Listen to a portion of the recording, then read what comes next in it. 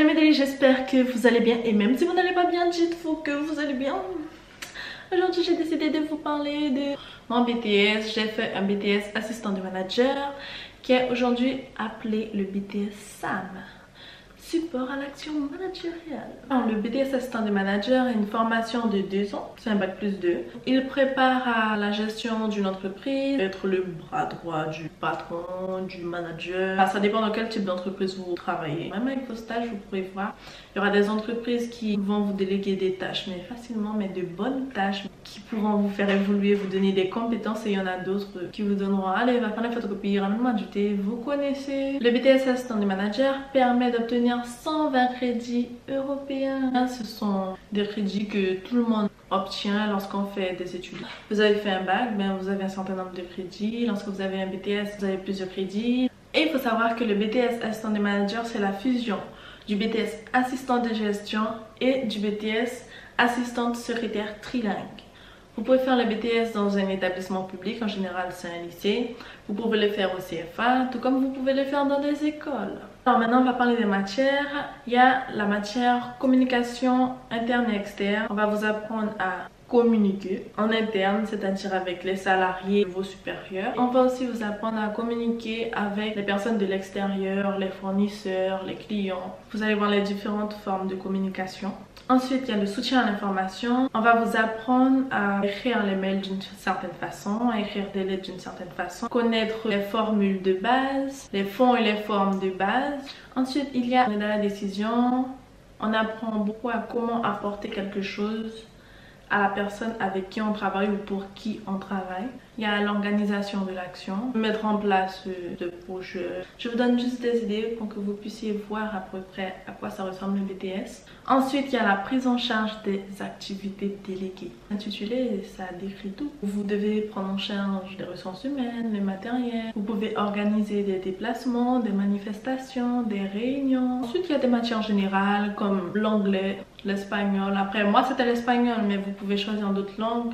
Vous verrez dans l'établissement où vous serez. La culture générale, l'économie, le droit, la comptabilité. Et là, j'ai oublié de dire ça au début là. Je suis une littéraire. Lorsque j'ai postulé, beaucoup de personnes disaient ah mais t'es littéraire, en général on n'accepte pas les littéraires. C'est pas le cursus d'une littéraire.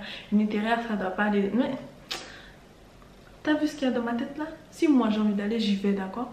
Non mais peut-être que je serai l'exception. Et qu'est-ce qui s'est passé? J'avais été l'exception, non? Si vous êtes littéraire, S ou tout ce qui est général, ne vous freinez pas parce qu'on vous dit ah mais non, essayez. Ensuite, les stages. C'est ma partie préférée ça, les stages. Non, ça dépend, ça dépend.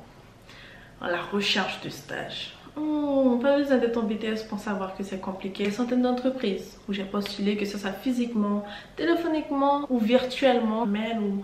Vous avez compris? Dites-vous que dans toutes ces entreprises-là, il y a une seule entreprise qui m'a accepté. Perdez pas espoir. C'est dur, hein? On a envie de pleurer parce qu'on se dit c'est pas possible, je vais pas avoir ce BTS. Parce que si vous n'avez pas fait le stage, il n'y a pas de BTS. Vous avez 12 semaines de stage qui sont séparées. Vous faites 6 semaines la première année, 6 semaines la deuxième année. Ou c'est préférable de faire un stage à l'étranger. Normalement la première année. Pour ma part, je suis partie en Espagne avec l'agence Stage en Espagne. Ah, je fais ma pub hein? Et je suis une cliente satisfaite. Pourquoi pas faire ma pub?